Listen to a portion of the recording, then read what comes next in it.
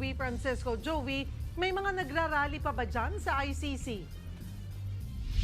Okay, Cheryl, ang mga kapatid natin o mga supporters ni dating Pangulong Rodrigo Duterte ay narito pa rin ang ilan sa kanila sa harap mismo nitong penitentiary. Kaya lamang ay nagkaroon nga ng pag-uutos sa mga otoridad dito na imbis na doon mismo sa tapat ay medyo pinatabi na yung ating mga kababayan habang sila nag-aantabay ng mga bumibisita dito sa penitentiary. Kami naman dito sa media, Cheryl, ay nag-aantabay kay Attorney Nick Kaufman, ang lead counsel ni dating Pangulong Rodrigo Duterte. Lalo't marami siyang, maraming tayo pwede itanong sa kanya tungkol doon sa kaso o doon sa depensa ng kanyang kliyente. Lalo at ito ay naging topic doon sa meet and greet ni Vice President Sara Duterte kahapon.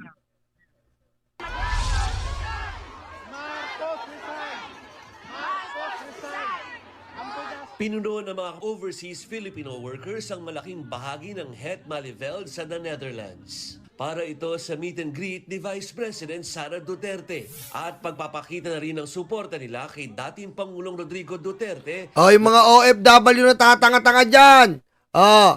Magpabayad kayo na magpabayad, mga inutil. Ayan, may nagsabi po sa atin. Ayan ito, testigo po to. May nagsabi po sa atin. Ayan po Huwag magpabudol sa nakikitang mga tao dyan na nasa dahig. Karamihan dyan ay professional activist. Sabi ko sa inyo, lalabas at lalabas ang totoo kahit anong gawin nyo mga DDS. Na nandyan sa bawat protesta kagaya ng racism, gender equality, climate change, anti-war at iba pa. Sila din yung mga yan. Sila rin yan. Isang tawag mo lang sa grupo, pupunta yan. Di ba? Di ba? Stupid. Wag kami. Sila din yung mga yan. Konti lang dyan ang nakakakilala kay Digong at kung anong kaso niya. Ano?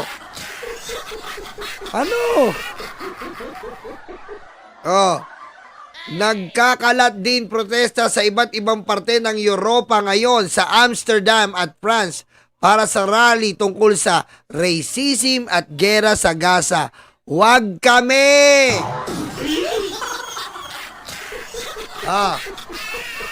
Huwag kami, Sara! Patayo-tayo ka pa sa bangko. Yan lang ang bagay sa'yo. Chairwoman ka na lang ng Davao. Chairwoman ng Toda ng tricycle. Bayaran ng China to, diba?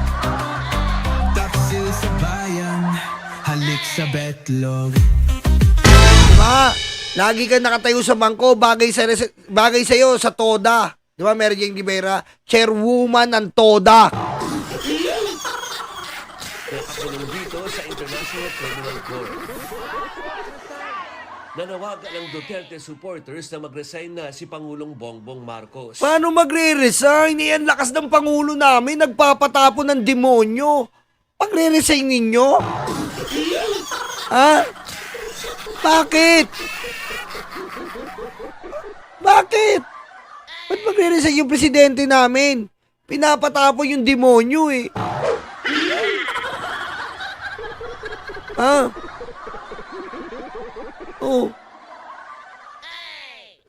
Burahin nyo muna yung record na yun. Binura yung pogo, nagawa ng demonyo, tapos tinapon yung demonyo yung may gawa ng pogo.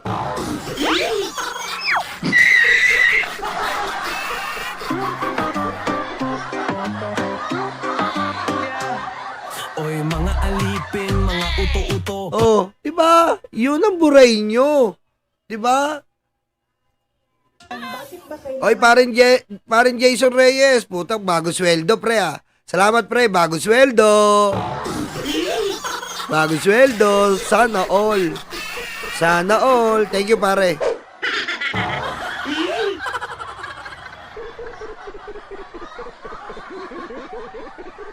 Resign dahil hindi mo pinapakita sa taong bayan na maayos kang mag-isip at kaya mo ang mamuno. Maayos mag-isip si BBM. Kung di maayos mag-isip si BBM, wala ka dyan ngayon. At umiiyak para sa tatay mo. Di ba? Oh. Di ba? Tsaka makakita, Sara. Tinapo ng tatay mo. Oh. Kung illegal, nasa ng kaso?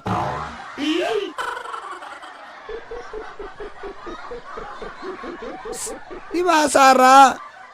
Bobita ka talaga, hindi ka nag-iisip eh. Kung illegal ang pagtapos sa tatay mo, nasa ng kaso niyo sa Supreme Court? Nga.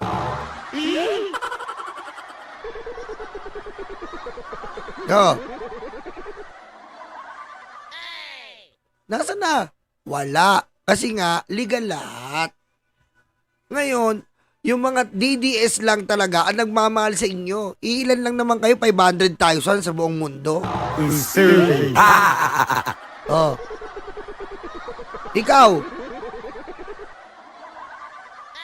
Ikaw. Ba gusto mo sumunod?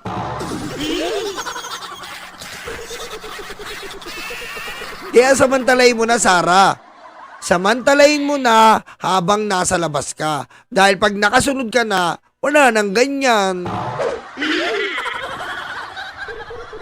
Oh. Diba? Ilabas mo na ang dapat mong ilabas. Sabihin mo na lahat ng saloobin mo. Dahil pag pinasok ka na namin diyan sa ICC, wala na.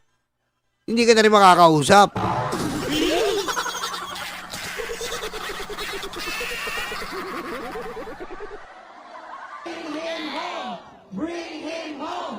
Ayon kay VP Sara, laging ibinibili ng kanyang ama na iuwi na siya sa Pilipinas.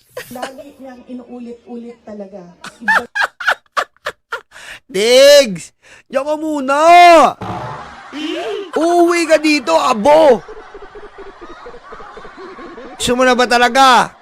Ha? Gusto mo na? Uwi ka na dito?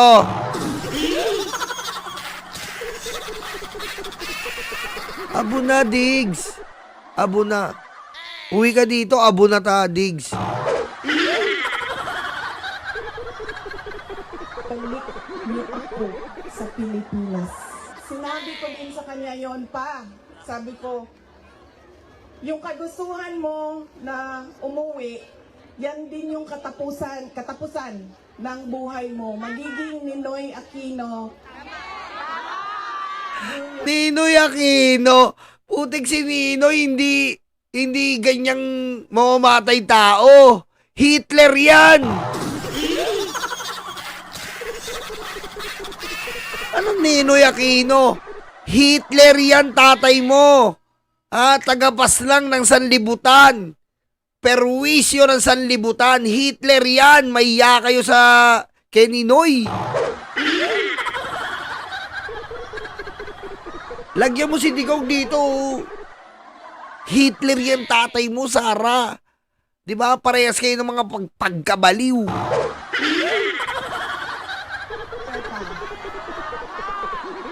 At sinabi niya sa akin, sabi niya, kung ganyan ang kapalaran ko, then so be it. Basta lang mauwi ako sa Pilipinas. Magdadalawang linggo na sa ICC detention facility si dating Pangulong Duterte na sa kinakaharap na crimes against humanity. Happy birthday to you. Ika-80 kaarawan ng Hirap mga DDS. Mukhang tanga.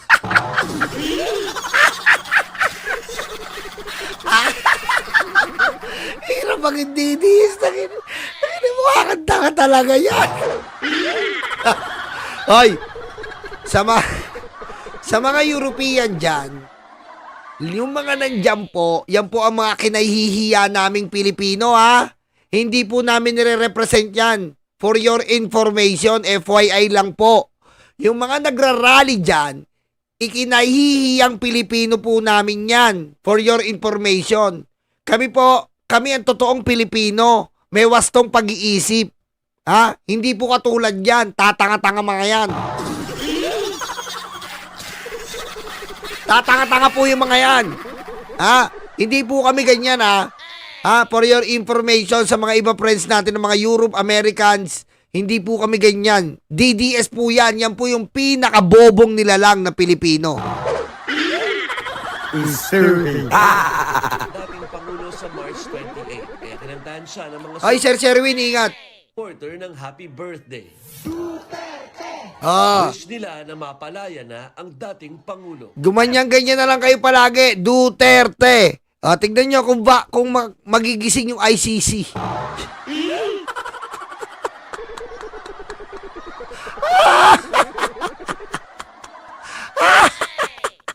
Kahit milyon-milyon kayo dyan, abo uuwi yan.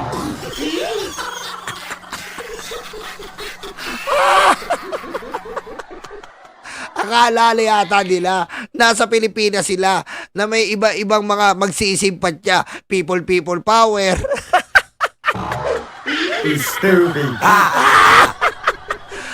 Mga bobo talaga tong DDS. Netherlands yan. Ha? Hindi katulad ng Pilipinas yan, mga simpasimpatya. Walang simpatya yan sa inyo. Ha? Alam nyo, kapag nag-rally pa nga dyan yung mga biktima, baka papasukin pa ng ICC. Pero kayo pinagtatanggol nyo, kriminal? Tanga! Hindi nyo man lang binigyan ng kahihiyan ng mga Pilipino. Pinapakita nyo sa European country, sa Netherlands, na anong klaseng Pilipino tayo. Pumatay na yung hayop na demonyo, pinagtatanggol pa natin. Tatanga-tanga kayo. Nagkakalat ang mga DDS sa foreign country, nagiging laughing stock tayo sa buong mundo. Tama, Sir Eromed. Biro mo, di ba, yung pinakita ko sa inyo, yung nagti-interview na Amerikano? Kinakausap yung DDS. Biro mo, hindi niya masagot. Pati yung bakla, di ba? Oh. Nakakatawa tayo, kinatawanan tayo ng ibang lahi. Makakita. Di ba? Kriminal, demonyo, pumaslang, ginawang baboy ang Pilipino. Tapos pinagtatanggol natin.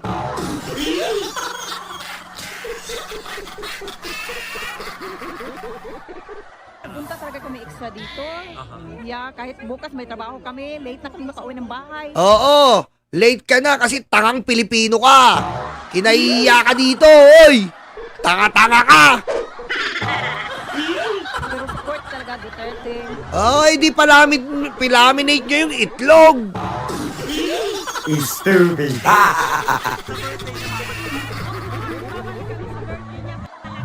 Pero ayon kay ICC Assistant to Counsel Attorney Cristina Conti, malabong makauwi ang dating Pangulo. For the 4 crimes, no interim release has been granted by the court for any of those accused of these crimes. So, from my point of view, there is zero. Wala talaga. Wala pong... Hanggang hindi natatapos ang kaso, walang uuwi. Alam ng ICC ang ginagawa nila. Kasi nga po, hindi nila palalampasin yung moment na na-captured na yung kriminal ng crime against humanity.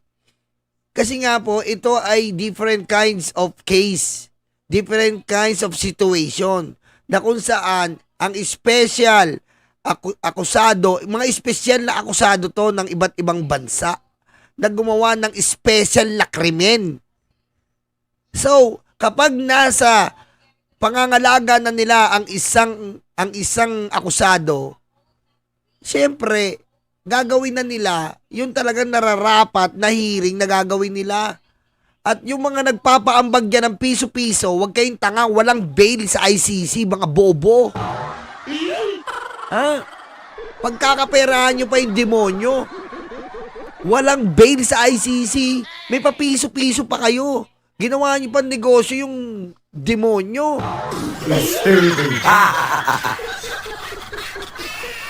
Diba? Ganun katanga yung mga DDS eh. May ambagan pa para kay Tatay Dix. Bakit may bail ba ang ICC? Kaya na nag-bail. Eh di dapat lahat na nandiyan nag-bail na. Mga bigatin, Vice President, mga leader ng bansa.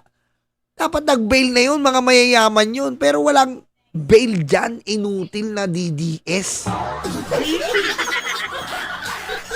we will do it then Sara Duterte will then come to bring home Duterte by May 2025. At habang naghahanda ang Duterte Camp sa ika-80 kaarawan ng dating Pangulo, ang mga hindi sang-ayon sa war on drugs ay may inihanda ring sorpresa sa araw na iyon. Hindi lamang dito sa Europa o sa Netherlands, but all across the globe, yung nalalapit na birthday ni dating Pangulong Duterte, ngayong darating na March 28, ay nagkakasa ng isang Global Day of Action. Panawagan para sa tuloy-tuloy na pagpapanagot kay Duterte. Sa September 23 pa ang susunod na pagharap ng dating Pangulo sa ICC. Cheryl, sa September pa nga, talagang gugulong yung pagdinig sa kaso ni dating Pangulong Rodrigo Duterte dito sa The Hague. Kaya lang, kailangan natin talagang medyo magtanong-tanong na doon sa kanyang defense panel ng mga, ng mga impormasyon kung paano tatalakayin ito. Lalo na, at nagbigay na nga over the weekend ang ICC ng schedule sa defense at saka doon sa project panel na may deadline ng April 4 at saka April 11 para mapresenta nila yung mga ebidensya at para na rin yung mga isasabit ng mga pangalan ng mga witnesses ay maprotektahan na sila ngayon pa lang. Cheryl. Maraming salamat. Oh, yan ha. Yan po ang malinaw. Masakit man tanggapin, wala na kayong magagawa. Masakit man tanggapin, yung weak leader namin ang nagpakulong sa demonyong leader nyo. Paniwala sa news na gawa-gawa mo. Akala mo kung sinong mga matalino. Yun po ang masakit na tanggapin doon eh. Yung tinatawag yun ang tinatawag na bangag, weak leader, walang kwenta, mag-resign ka na. Pero wala kayong magawa. Oh. Lahat kayo ngayon, para kayong nasa sinulid na ginaganyan-ganyan lang ni BBM. Wala kayong magawa ngayon. Ang dami pang bala ni BBM. Handaan nyo. Meron pa Sara Duterte, meron pang Bongo, meron pang bato. So, imbis na magtinu-tinu kayo, dire-diretso nyo na yung pagkalaban sa gobyerno. Dahil pag kayong, yung tatlo na yan napadala doon, DDS, mawawala na kayo sa history ng Pilipinas. Yan ang sigurado. Yan ang sigurado. Kita mo, kita nyo po ngayon, pilay na pilay sila. Pilay na pilay po ang mga DD sheet. Wala si Digong nyo, walang rally ng padapa. Kasi nga pag nawala na si Digong, wala na kayo. Pag nakulong si Digong, kakalimutan na kayo ng panahon. Pag nasintensyahan si Digong, kakalimutan na kayo ng panahon. Hindi ko lang alam sa mga takdang panahon, makasigaw pa kayo ng Duterte. Sisigaw nyo, abo. Pero bakit ngayon mukha kayong tanga at gago? The fake news yan. Tinawag sa kongreso, nagtago sa lungga. Matapang lang talaga sa social media, pero sa personal ang pangit nila. Pero Duterte sa kalam, ang puon nilang nakadaya, pero sila. Kami ang bumbero ng Pilipinas, mga bayaning tagapagligtas. Ang paglilingkod sa amin ay likas. Ang bumbero ng Pilipinas, kami ang bumbero ng Pilipinas, mga bayaning tagapagligtas. Ang paglilingkod sa amin ay likas. Ang bumbero ng Pilipinas, ang bumbero ng Pilipinas, ang bumbero ng Pilipinas, ang bumbero ng Pilipinas, ang bumbero ng Pilipinas. Para sa mga maralita, may puso, may tapang, may Diyos. Para sa mga maralita, may puso, may tapang, may Diyos. Para sa mga maralita, may puso, may tapang, may Diyos. Para sa mga maralita, may puso, may tapang, may Diyos. Kami ang bumbero ng Pilipinas, mga bayaning tagapagligtas. Ang paglilingkod sa amin ay likas. Ang bumbero ng Pilipinas, kami ang bumbero ng Pilipinas, mga bayaning tagapagligtas. Ang paglilingkod sa amin ay likas. Ang bumbero ng Pilipinas, ang bumbero ng